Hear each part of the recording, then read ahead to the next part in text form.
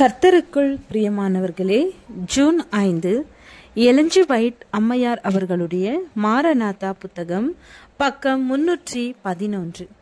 இன்றைய தியானத்திற்காக தெரிந்து கொள்ளப்பட்ட தலைப்பானது மிருகத்திற்கு ஓர் சொரூபம் வைக்கப்படுதல்.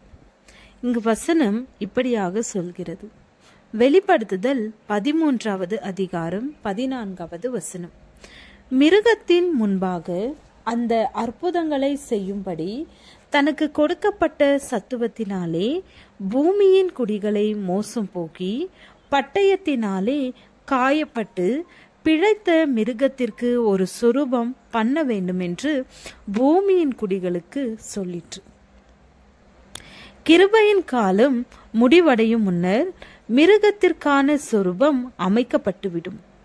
ஏனெனில் இதுவே தேவனுடைய மக்களுக்கு ஒரு மாபெரும் சோதனையாக இருக்கும்.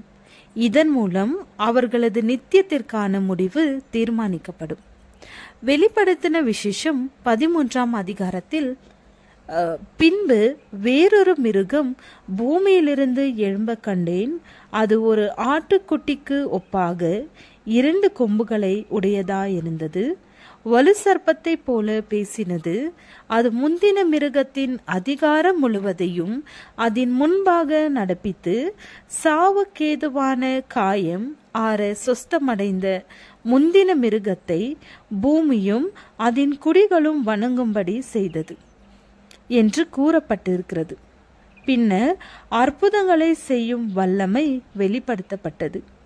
அன்றியும் அது மனுஷருக்கு முன்பாக வானத்திலிருந்து பூமியின் மேல் அக்கினியை இறங்க பண்ணத்தக்கதாக பெரிய அற்புதங்களை நடப்பித்து மிருகத்தின் முன்பாக அந்த அற்புதங்களை செய்யும்படி தனக்கு கொடுக்கப்பட்ட சத்துவத்தினாலே பூமியின் குடிகளை மோசம் போக்கி பட்டயத்தினாலே காயப்பட்டு பிழைத்த மிருகத்திற்கு ஒரு சொரூபம் பண்ண வேண்டும் என்று பூமியின் குடிகளுக்கு சொல்லிற்று.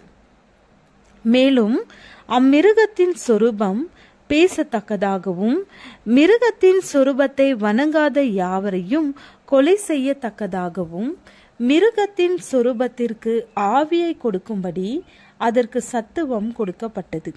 அது சிறியோர் பெரியோர், ஐஸ்வர்யவான்கள், தரித்திரர், சுயாதீனர், அடிமைகள் இவர்கள் யாவரும் தங்கள் வலது கைகளிலாவது நெற்றிகளிலாவது ஒரு முத்திரை பெறும்படிக்கு அந்த மிருகத்தின் முத்திரையாவது அதன் நாமத்தையாவது அதன் நாமத்தின் இலக்கத்தையாவது தரித்து கொள்ளுகிறவன் தவிர வேறொருவனும் கொல்லவும் விற்கவும் கூடாத படிக்கும் செய்தது.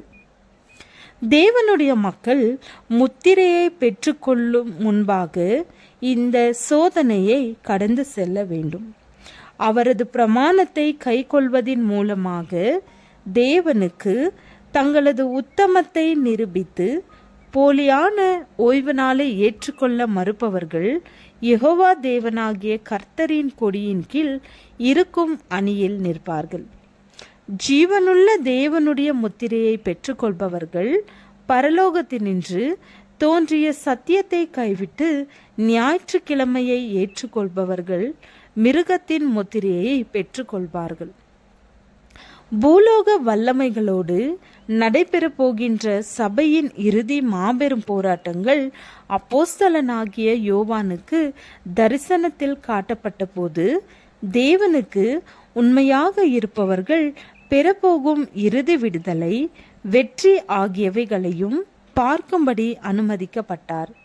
யுத்த களத்தின் பேரொலிக்கும் புகைமூட்டத்திற்கும் அப்பால் சீயோன் மலை மீது ஆட்டுக்குட்டியானவரோடு சென்ற கூட்டத்தை அவர் கண்டார்.